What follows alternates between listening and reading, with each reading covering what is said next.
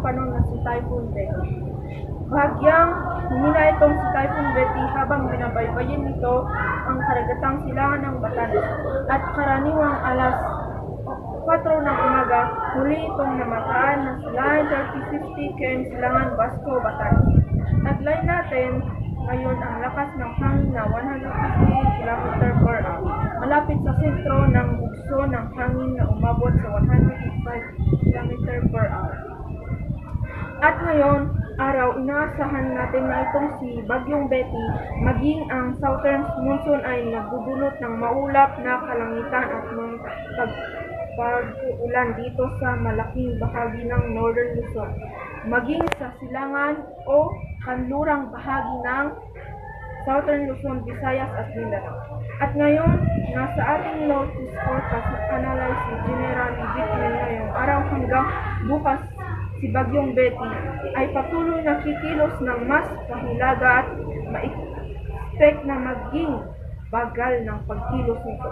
Then afterwards, bukas naman or by Thursday, makikita natin na unti-unting muling bibilis yung pagkilos ng Bagyong Betty patungo naman dito sa karagatan, silangan at Taiwan. So ngayon, araw po, in-expect natin yung yung flores na magiging dito sa silangan ng Batanes. Makikita po natin sa ating latest analysis na maaari itong lumabas ng ating area of responsibility by Friday.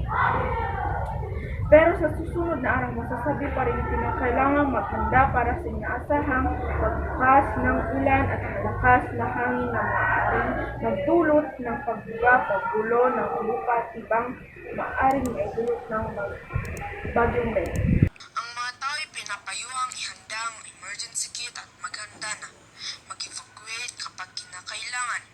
Ang mga pamilya ay pinapayuhang maghanda ng pagkain gaya ng mga tinapay, dilata at tubig. Ang mga mamamayan ay dapat alam na ang Typhoon Betty ay posibleng maging super typhoon. Kahit dito po sa Pag-asa, tayo po ang nangunguna at ito po si Krisha Fin Bananan, ang tagapag-ulat ng panahon na to. Sa muling pagkikita.